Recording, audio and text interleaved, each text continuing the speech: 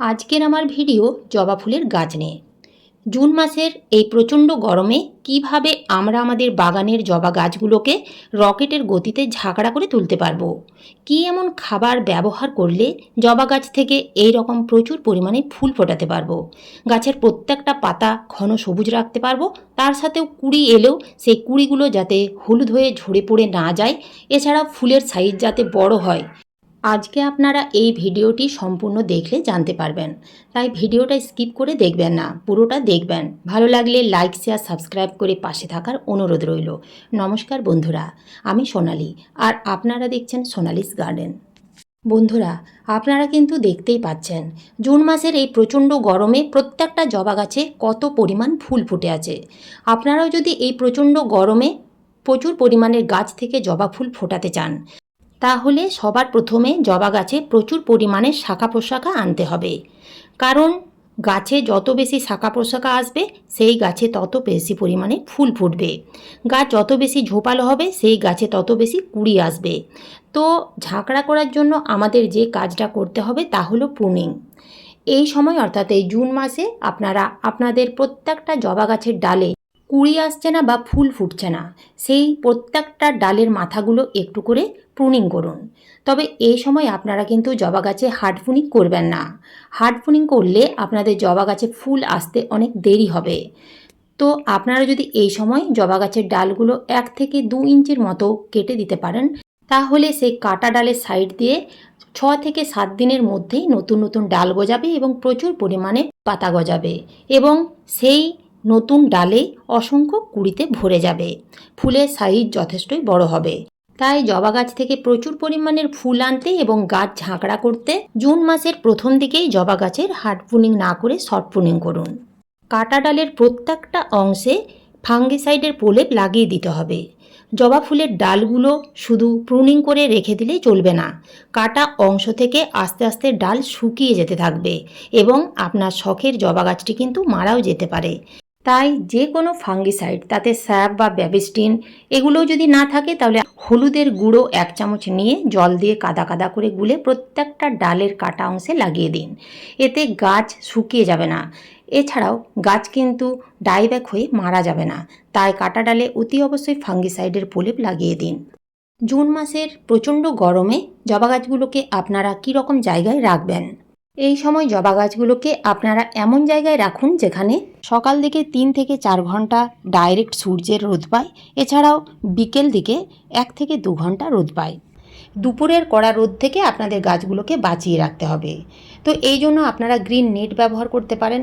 Green net যদি না থাকে তাহলে শেডে রাখতে পারেন, এছাড়াও বড় কোনো গাছের নিচেও রাখতে পারেন। লক্ষ্য রাখতে হবে মাটি যেন একেবারে শুকিয়ে না যায়। মাটি যাতে শুকিয়ে না যায় সেই জন্য আপনারা মালচিং করতে পারেন। সেক্ষেত্রে শুকনো গাছের পাতা ব্যবহার করতে পারেন, নারকেল ছোবড়া দিতে পারেন, কিংবা এই রকম কোকোপিট দিয়েও গাছের মাটি মালচিং করে রাখতে পারেন। এই প্রচণ্ড গরমে জবা গাছের মাটি কিন্তু একেবারে শুকনো খটখটে রাখা যাবে না।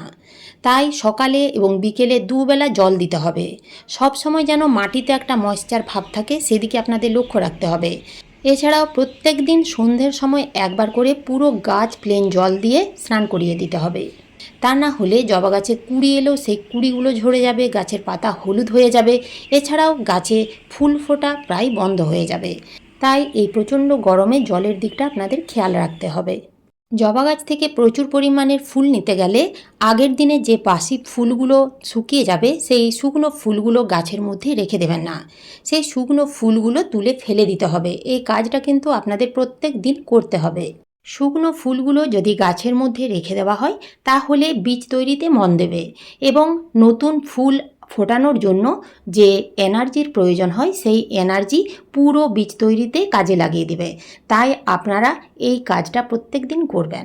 এছাড়াও গাছের মাটিতে যদি ঘাস বা আগাছা জন্মায়, তাহলে সেগুলোও রাখবেন না, সেগুলো তুলে ফেলে দেবেন। গাছের মাটিতে যদি আগাছা থাকে, তাহলে আমাদের প্রধান যে গাছ, সেই গাছের গ্রোথ থেমে যাবে এবং গাছে কুঁড়ি আসা বন্ধ হয়ে যাবে, এছাড়াও ফাঙ্গাস লাগতে শুরু করবে।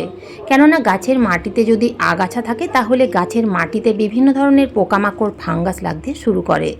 এখন জেনে নেওয়া যাক জবা গাছে কুঁড়ি না এলে বা ফুল না ফুটলে কিভাবে আমরা তৈরি করব জবা গাছের মাটিতে দেওয়ার জন্য একেবারে সহজ ঘরোয়া জাদুকরি তরল সার, যে খাবার জবা গাছের মাটিতে দিলে খুব কম সময়ে গাছ অনেক বেশি ঝোপালো হবে। প্রত্যেকটা ডালে 6-7টা করে কুঁড়ি আসবে এবং অসংখ্য ফুল ফুটবে। তো সেই ম্যাজিক খাবার আপনারা কিভাবে তৈরি করবেন? তো তৈরি করার জন্য আপনাদের নিতে হবে একটা পাত্রে 1 লিটার জল, তার সাথে নিতে হবে 1 থেকে 2টো ঘুঁটে, ছোট ছোট টুকরো করে ভিজিয়ে রাখতে হবে 2 থেকে 3 দিনের জন্য। 2 থেকে 3 দিন হয়ে গেলেই জলের কালার ঠিক এই রকম হয়ে যাবে। ঘুঁটের পরিবর্তে আপনারা 2 মুঠো ভার্মি কম্পোস্ট নিতে পারেন। এই খাবার কিন্তু সম্পূর্ণ ঠান্ডা। এই খাবারের মধ্যে থাকে প্রচুর পরিমাণে নাইট্রোজেন, এছাড়াও থাকে ফসফরাস, পটাশিয়াম, ক্যালসিয়াম, ম্যাগনেসিয়াম ছাড়াও বিভিন্ন পুষ্টিগুণ।